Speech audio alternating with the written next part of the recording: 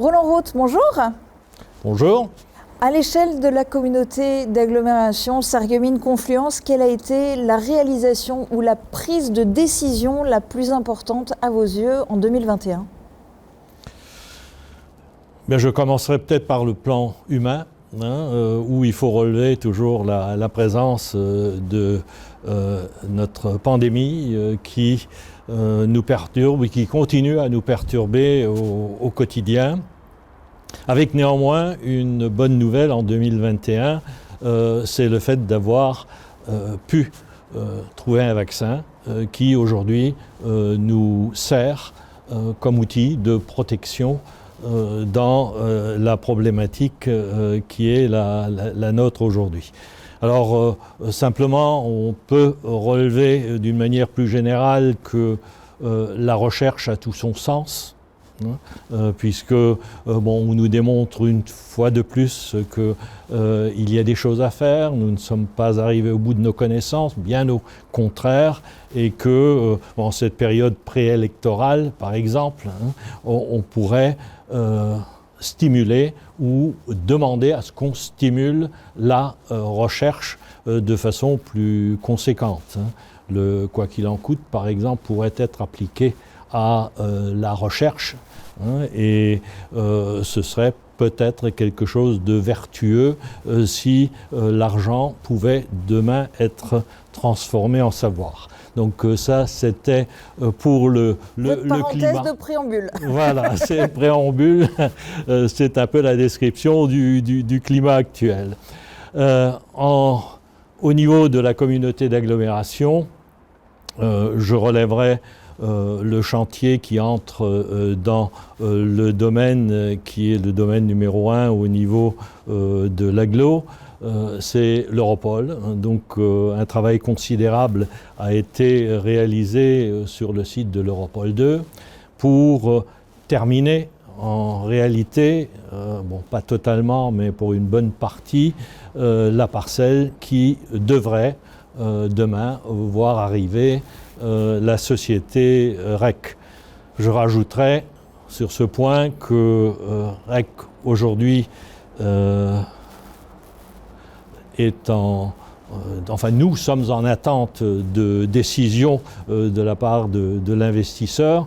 La démarche est arrivée à son terme. C'est d'ailleurs la première fois que je vis cela. C'est la première fois que les autorisations sont accordées, autant au niveau de l'ICPE, donc de son autorisation d'exploiter, que le permis de construire, et avant même que l'industriel ne dise officiellement qu'il viendra s'implanter ou non.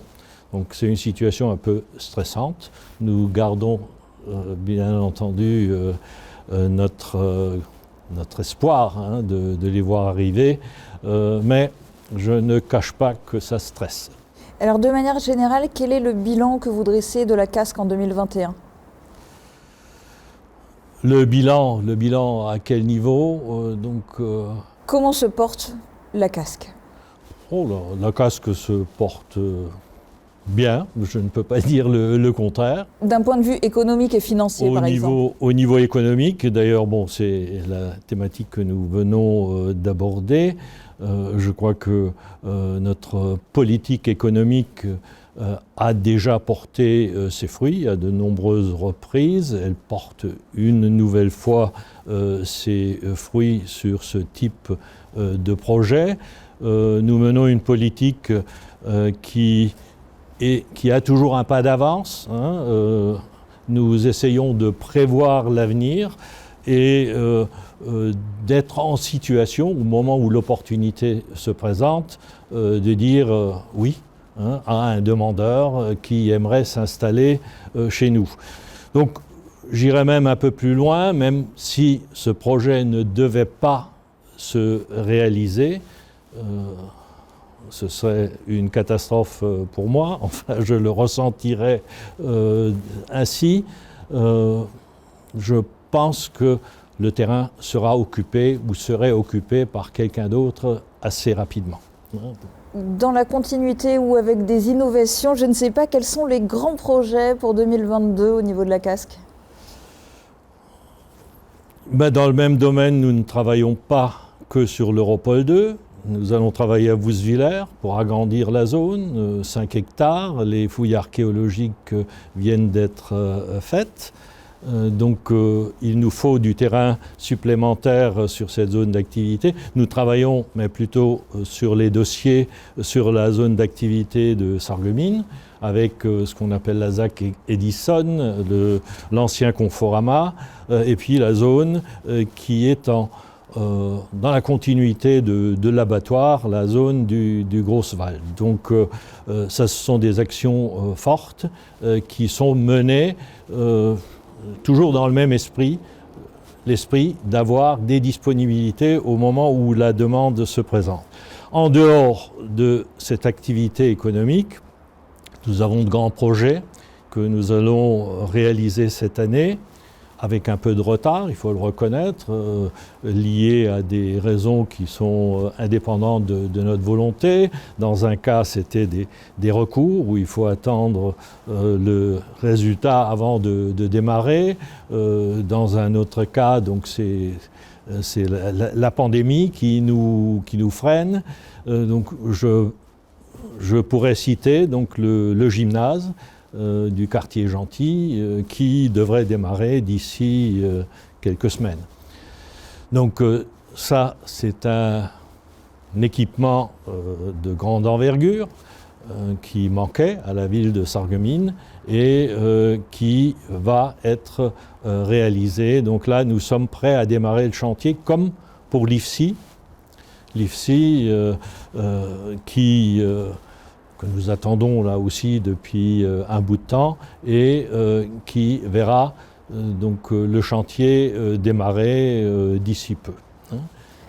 Vous l'avez dit, il y a eu la pandémie qui a créé du retard, il y a eu aussi dans certains cas des recours, mais de manière générale, au niveau de la casque, quelles sont les difficultés qu'il faut traditionnellement contourner ou surmonter quand il y a des grands projets comme ça ? Je crois que les difficultés les plus courantes sont les difficultés administratives liées aux autorisations, mais entre-temps, nous sommes rodés, nous avons pris l'habitude de réaliser des projets de cette ampleur, donc ça se passe bien. Il n'y a pas de soucis à ce niveau-là.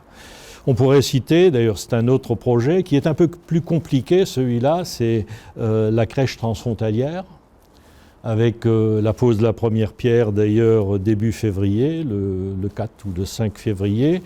Là, le chantier va démarrer enfin, puisqu'on en parle depuis un bout de temps.